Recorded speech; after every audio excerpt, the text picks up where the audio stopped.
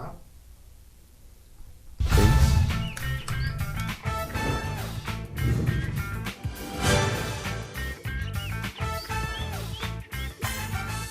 Botafogo estreia no Campeonato Brasileiro de Futebol, futebol americano. Grande jogo aguardado com ansiedade entre Botafogo de Ribeirão e Botafogo do Rio. E a gente vai enfatizar tudo aqui no 9 na área.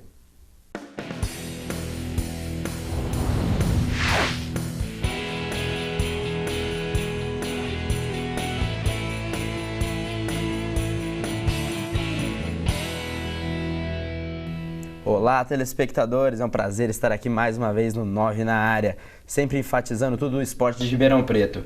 E amanhã, às 2 da tarde, acontece o jogo do torneio Touchdown, Botafogo Challengers contra Botafogo FA, o Botafogo do Rio, um duelo de duas equipes de futebol, mas no futebol americano. Boa noite, Elias Silva, você que é presidente do Challengers e agora, presidente do Botafogo Challenge, explica pra gente como é que tá sendo essa parceria. Uma coisa, veio para agregar, né, essa parceria, o Botafogo aí, Botafogo Challengers agora, somos aí como se fosse um departamento, mas somos totalmente independentes, temos a marca Botafogo junto, mas assim, só coisa boa está vindo, assim, o Botafogo oferece a estrutura do estádio, assessoria de imprensa, assessoria de marketing, vamos ter uniformes, ou a estrutura também de academia, fisiologia também, né, fisiologistas, mas só coisas boas estão vindo com essa parceria. Torcida também do Botafogo agora com a gente, né, então, Botafogo Challengers no Campeonato Brasileiro, torneio Touchdown. É isso, e estamos recebendo também o André Adler, André que trabalhou nos canais ESPN por muito tempo e agora é o diretor do torneio Touchdown. Obrigado, André, pela presença. Conta um pouco pra gente como está sendo essa organização e essa receptividade do Brasil em torno do futebol americano. Obrigado, Arthur, e alô, amigos telespectadores. É bom estar na área do 9 e o futebol americano vem crescendo no Brasil de uma maneira maravilhosa. Essa é a 4ª temporada do torneio Touchdown. A gente começou em 2009, não podia imaginar que em 2012 nós teríamos 18 equipes, 8 delas ligadas a clubes de futebol, campeonato indo desde o Rio Grande do Sul até Mato Grosso do Sul. É um esporte divertido, é um esporte legal. Quem já viu na televisão os americanos, agora vê os brasileiros. É muito mais divertido assistir no estádio, com a coisa ao vivo acontecendo, do que na televisão.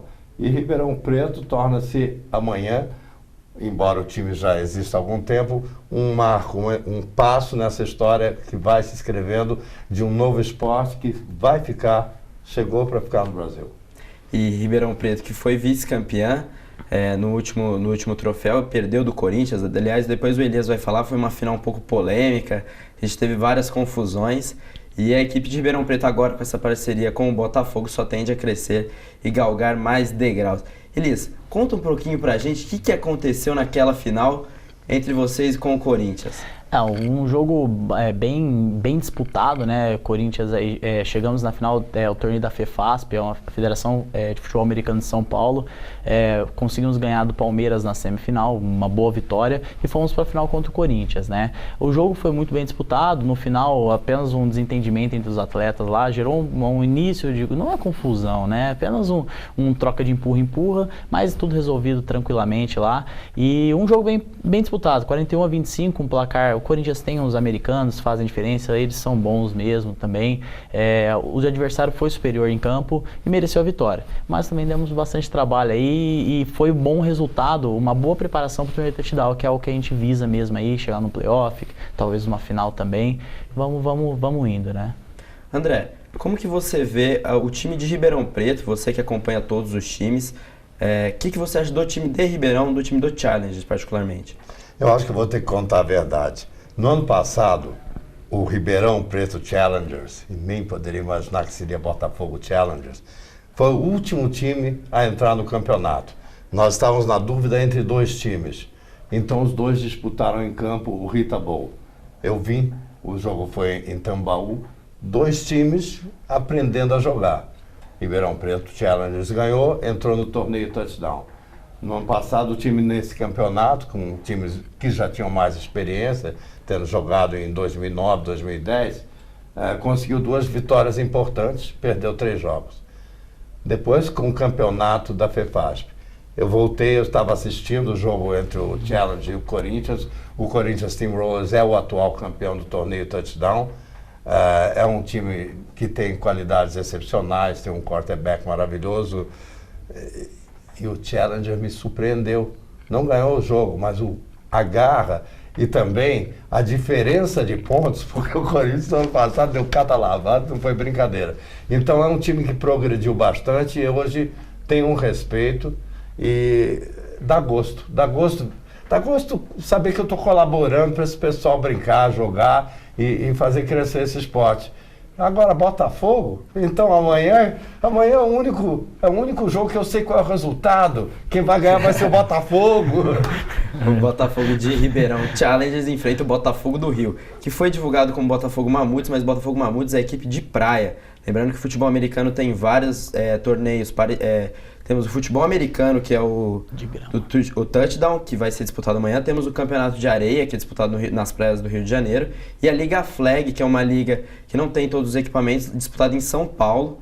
Mas amanhã é futebol americano mesmo, igualzinho que é disputado na NFL, que todo mundo está acostumado a ver, transmitido na ESPN, na Band Esporte também. Um ótimo espetáculo. Elias, dá para levar todo mundo da família? Com certeza, além do jogo ser uma atração, né, como o Adler disse aqui, é gostoso ver o jogo. É um jogo que você supera desafios, né, jarda por jarda, com o território. A gente está preparando um grande espetáculo. Vai ter várias atrações durante o jogo, então vai ter a Musa do Botafogo presente, vai ter a banda marcial do Sertãozinho, vai ter a dança de crianças do Marista, vai ter o Palhaço Costelinha lá sorteando brindes, fazendo uma gincana no intervalo. Então é um evento para a família. Futebol americano a gente prega muito isso. Não é ir no jogo, assistir o jogo e ir embora. Você chega antes, curte um espetáculo, o jogo é uma parte desse espetáculo, você volta para casa e curtir um dia com a família. Então esse é o objetivo do futebol americano. As regras, não entendo o jogo? Tem a narração ao vivo, tem um panfleto explicando as regras, a gente prepara o público para assistir o jogo, não vai ficar lá sem entender nada. É muito bom, é muito gostoso para a família toda. Aliás, uma coisa bastante interessante, no último fim de semana eu estava em Brasília, o jogo foi entre o Tubarão de Cerrado, que é o time de lá, e o Antares, um time do Espírito Santo, e a plateia, a quantidade de mulheres que estava presente, serviu até de matéria em vários veículos, muitas mulheres assistindo, quer dizer, não é um jogo só de homem. Inclusive tem isso, né? Eu acho que é muito difícil uma menina chegar para o namorado e dizer, vamos ver um jogo de futebol americano, ele dizer não. Mas é um espetáculo de família, é um espetáculo interessante. Nos Estados Unidos é assim, sempre foi. É um esporte que cresceu no ambiente universitário. Sendo aqui, sendo em Ribeirão Preto e outras cidades do interior do Brasil, tem um pouco mais desse espírito, que foi o espírito que gerou o futebol americano há mais de 100 anos nos Estados Unidos, porque uma universidade é uma comunidade. Existe um espírito comunitário maior em cidades menores, né, em cidades do interior, do que nas grandes capitais. Isso é uma coisa bacana de se ver. Então, eu acho que amanhã vai ser um espetáculo para toda a família de Ribeirão Preto. E o futebol americano é um esporte que preza muito essa união, porque se a defesa não estiver unida, o ataque passa, não tem jeito. E se o ataque não souber se proteger na hora que a defesa for atacar, para quem não sabe, futebol americano consiste em ataque e defesa. São 4 chances para avançar. 10 jardas. 10 jardas. Aí eu tento as 4 chances, você conseguiu, você tem mais 4 chances para avançar mais 10 jardas. E o objetivo final é chegar no final do campo, que é o touchdown, que é o ponto máximo, e aí você ganha o direito a um ponto extra. Que aí você pode chutar naquele Y ou então entrar novamente na end zone, que é o final do campo lá, para fazer uma pontuação totalizando 7 pontos. E aí tem o Adler, né, muito conhecido também por touchdown dele, não sei se ele pode dar uma palhinha aqui, mas o touchdown dele é muito marcante aí, narrou muito tempo o futebol americano nos Estados Unidos e tal, então o pessoal vai lá curtir que é diferente, é legal. Adler, como é que é participar de uma final de Super Bowl? Tem alguma coisa que é parecida com isso, com essa emoção? Olha, eu transmiti 8 vezes o Super Bowl. Por enquanto, eu sou o brasileiro que mais vezes transmitiu para o Brasil. Dessas 8, 3 foram no estádio, o outro foi vendo na televisão.